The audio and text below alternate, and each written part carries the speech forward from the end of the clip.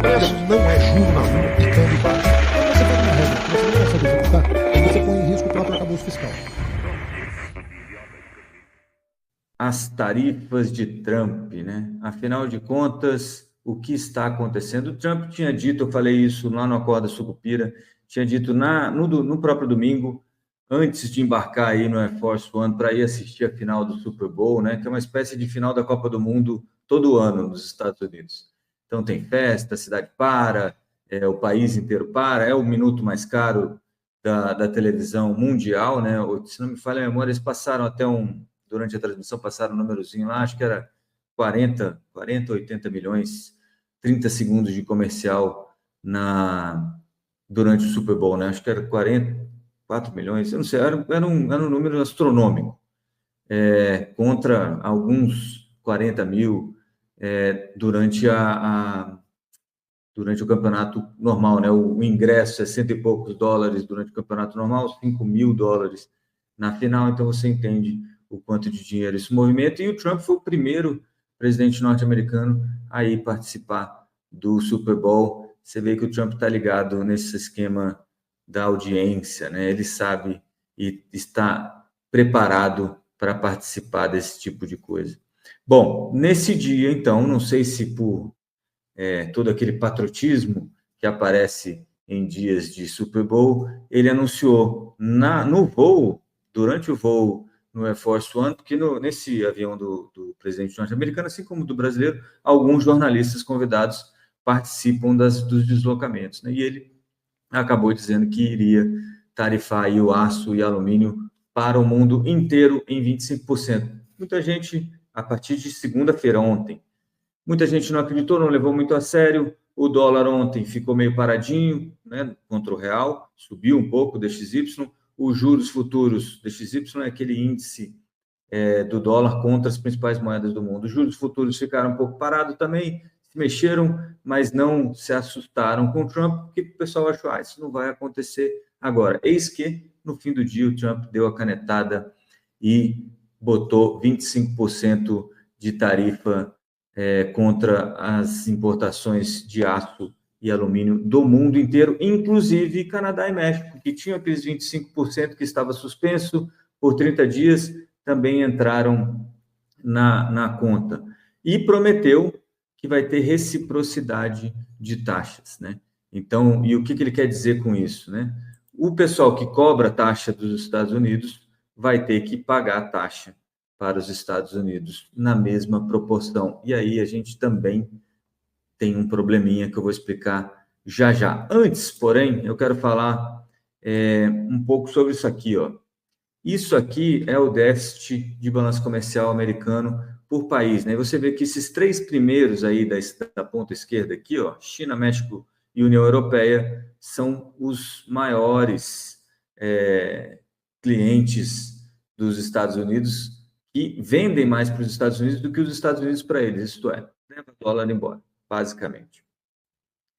Não por acaso o Trump tem focado nesse pessoal. China, México e Canadá já entraram. O Canadá não conta muito, mas o Canadá tem um probleminha de fronteiras ali, etc. e tal, fentanil, e o Trump colocou todo mundo no mesmo saco. É por isso que a União Europeia, né, que é a terceira aí, o terceiro maior déficit americano, de acordo com o Crédit Agricole, se não me falha a memória, é o provável, né, ou é a próxima vítima, né, o próximo alvo do Trump nas tarifas, tá?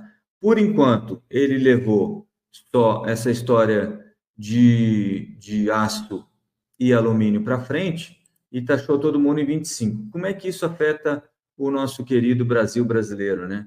Os produtos com maior saldo brasileiro na relação com os Estados Unidos, e aí em primeiro vem ferro e aço, 5,6 bilhões de dólares, né? O Brasil é um grande exportador de minério, grande exportador em geral para os Estados Unidos, não necessariamente, né? Os Estados Unidos é o terceiro maior importador de produtos brasileiros, mas aqui, ó, a União Europeia, Estados Unidos e Mercosul inteiro, somados, nem dá o que a China importa de produto brasileiro. Então, os Estados Unidos é importante, principalmente aqui em ferro e aço, aparentemente 50% do que a gente exporta do que a gente exporta de ferro e aço vai para os Estados Unidos, e tudo isso vai passar a ser taxado a partir de março, se nada acontecer, em 25%. Obviamente, isso atrapalha a entrada de dólares no Brasil, porque se a gente vende menos para eles, a gente recebe menos dólares. Beleza? Então, tem este probleminha para a gente resolver. E por que é que a gente não pode ficar bravateando por aí que nós vamos retaliar, né? O presidente Lula chegou a dizer que não, a gente não vai aceitar esse tipo de coisa, a gente vai retaliar. Aí ontem saiu uma notícia completamente absurda de que, olha, o Brasil vai taxar as Big Techs, né? Ai, ai. O Brasil vai taxar as Big Techs para retaliar os Estados Unidos na história da taxação de alumínio e aço. E aí eu vou só lembrar mais uma coisa, antes de falar sobre quais são as nossas alternativas e por que as nossas alternativas estão muito ruins. Mas antes disso, lembra que eu falei da reciprocidade? O que acontece? O Brasil cobra, em média, 11% de tarifa, né, de taxa, contra as importações americanas. E os americanos cobram 2%, em média, de taxa contra as importações brasileiras. Veja só, o que o Trump está dizendo? Que se cobram 11 da gente, lá nos Estados Unidos, se cobram 11 dos Estados Unidos, os Estados Unidos vai passar a cobrar 11. Então, o Brasil teria problemas aí, além disso, além do aço e do alumínio, mas principalmente o aço, teria problemas também com essa reciprocidade de taxa, porque aí todos os produtos brasileiros exportados para os Estados Unidos teriam uma elevação na taxa.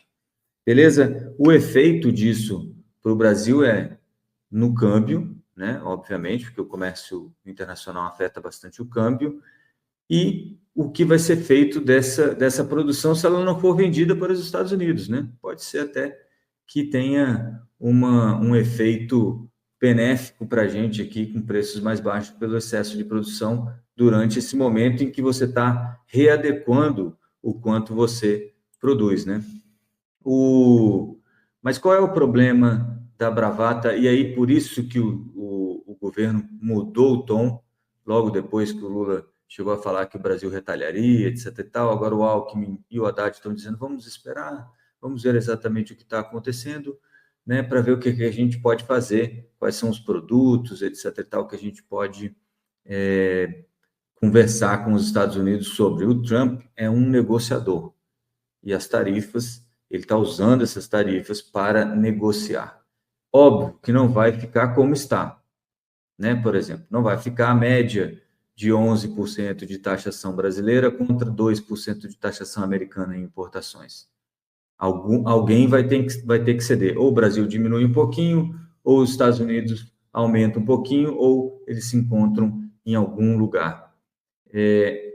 Além disso, você tem um probleminha para retaliar, como fez o Canadá, por exemplo. Não, a gente vai então cobrar tarifa de vocês também.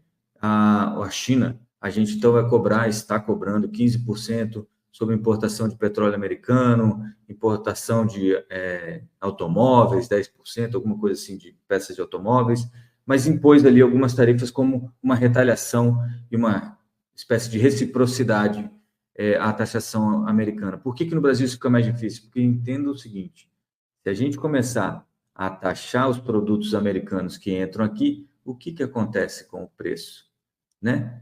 Até a minha filha aqui de 12 anos já entendeu que quando você começa a taxar, o preço sobe. E aí a gente já está com a inflação alta, vai ficar com a inflação mais alta ainda. Estou falando que a minha filha entendeu porque ela comprava muito na Shein, né? Aquele aplicativo de e-commerce chinês, e depois que o Taxad resolveu colocar a taxa da blusinha em ação, as compras aqui diminuíram bastante. Acabou que economizou uma grana para a gente, então tá tudo bem, valeu, Taxad, tá tudo bem, pelo menos para mim aqui, as coisas não foram tão ruins. Mas então é isso, então a inflação atrapalha um pouco, dá menos margem de manobra para o Brasil. Deixa eu só ver se eu consigo achar aqui uma coisa que eu lembrei neste momento. Se eu achar aqui... Eu não vou conseguir. Ah, tá aqui, ó. Deixa eu passar aqui para vocês também.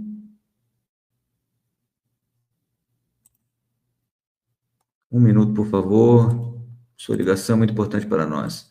Só passar aqui, por exemplo, um dos efeitos na Bolsa é Gerdau, olha. Por que Gerdau, apesar da taxação e dessa história... E lembrem-se, ontem o pessoal ainda estava em dúvida se isso ia acontecer ou não. Mas no fim do dia, o Trump assinou lá que vai taxar, sim, senhor. Então, hoje é o dia que a Bolsa vai reagir mais a isso. Mas por que Gerdau subiu 5% com essa história toda nos Estados Unidos? Aqui, 5,21% de alta para Gerdau ontem, né? Muito em função de que metade da receita líquida da Gerdau está nos Estados Unidos e não será taxada, porque está lá dentro, é produzido lá dentro. Então, você vê que para você que investe em ações, por exemplo, essa diversificação geográfica da empresa que você investe também é importante e pode fazer diferença em momentos como esse. Beleza? Usarei a palavra de hoje criado o Cruzeiro. Terá um sacrifício indiscutível. Congelamento total de preços. Não é jornalismo.